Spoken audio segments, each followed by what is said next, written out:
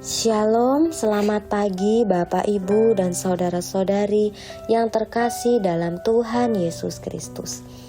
Kembali lagi kita akan bersama-sama merenungkan kebenaran firman Tuhan pada pagi hari ini dalam renungan harian Gereja Pau Kemang Pratama. Sebelumnya mari kita berdoa. Terima kasih Tuhan Yesus untuk pagi hari ini. Tuhan boleh bangunkan kami dengan tubuh yang sehat, yang kuat tanpa kekurangan apapun. Kami masih bisa menghirup udara, kami masih bisa bernafas di pagi hari ini. Semua karena anugerah Tuhan, cinta kasih Tuhan dalam kehidupan kami. Ada waktu yang sangat berharga bagi kami di pagi hari ini untuk kami membaca dan merenungkan kebenaran firman-Mu.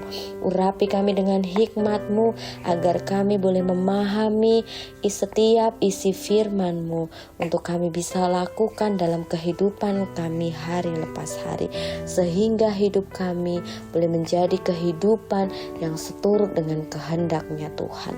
Di dalam nama Tuhan Yesus Kristus kami sudah berdoa, amin. Bapak, Ibu, saudara yang dikasihi Tuhan, renungan kita pagi hari ini terdapat dalam 1 Tesalonika pasal 4 ayat 1 sampai 12. Saya akan membacakan ayatnya yang ke-7. Allah memanggil kita bukan untuk melakukan apa yang cemar, melainkan apa yang kudus. Tema renungan kita pagi hari ini adalah hidup dalam kekudusan. Kata kekudusan dalam bahasa Yunani hagiasmos, ini yang seharusnya menandai setiap aspek kehidupan orang-orang Kristen. Ada beberapa hal yang harus dilakukan untuk hidup dalam kekudusan. Yang pertama, hidup berkenan kepada Allah.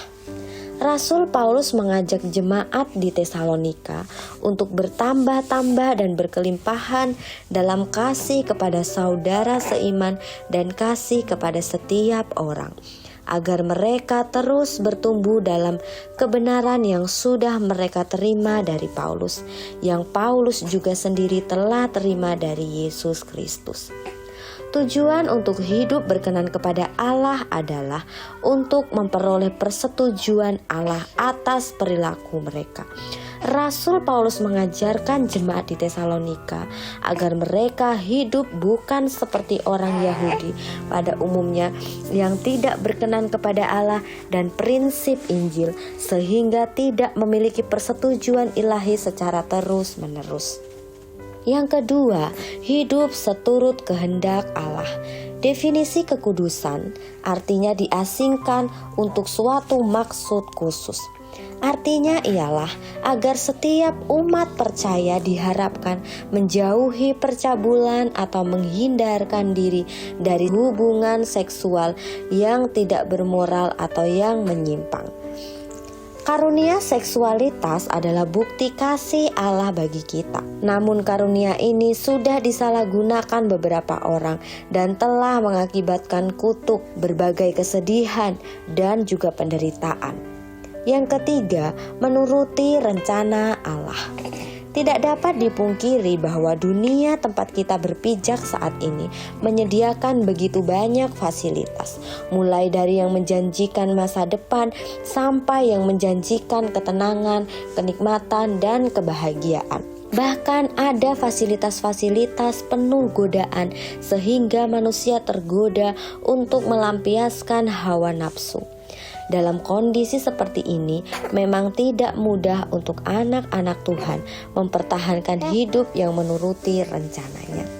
Namun bukan berarti kita tidak mampu mempertahankan kekudusan kita di hadapan Tuhan. Allah memanggil kita untuk hidup yang kudus dan bukan yang bercemar. Menolak hidup berkenan kepada Tuhan sama saja dengan menolak Tuhan. Yang keempat, menguatkan iman orang lain. Rasul Paulus mengingatkan jemaat di Tesalonika tentang apa yang mereka telah ketahui dari hal kasih persaudaraan. Juga nasihat sehubungan dengan bisnis dan pekerjaan di dalam konteks perkotaan. Karena di jemaat Tesalonika ada sekelompok orang yang malas dan juga mengganggu orang lain. Oleh karena semangat akan kedatangan Yesus yang kedua kali menyebabkan beberapa anggota jemaat meninggalkan pekerjaannya dan bergantung pada tetangga yang bukan Yahudi. Solusi yang ditawarkan Rasul Paulus adalah dalam 1 Tesalonika 4 ayat 11, mendorong mereka untuk hidup tenang yang mencakup mengurus persoalan-persoalan sendiri dan bekerja dengan tangannya. Artinya zaman sekarang carilah nafkah untuk memenuhi kebutuhan keluarga dan diri sendiri sambil menabung sedikit untuk menolong mereka yang membutuhkan. Dalam dunia yang sudah diserang wabah nafsu dan penyimpangan seksual yang tidak terkendali, Allah rindu agar para pengikutnya menghidupkan suatu kehidupan yang suci, kudus, dan dapat menguatkan iman kerohanian orang lain. Amin firman Tuhan, mari kita berdoa. Terima kasih untuk firman-Mu pagi hari ini ya Tuhan, yang sudah mengingatkan kepada setiap kami untuk hidup kudus di hadapan Tuhan. Tuhan mampukan kami agar kehidupan kami menjadi kehidupan yang terus berkenan kepada Tuhan, kehidupan yang menuruti rencana-Mu. Kami siap menjalankan aktivitas kami di sepanjang hari ini. Tuhan urapi dan sertai kami agar apapun yang kami lakukan boleh menyenangkan hati Tuhan. Di dalam nama Tuhan Yesus Kristus kami sudah berdoa. Amin. Selamat beraktivitas dan Tuhan Yesus memberkati.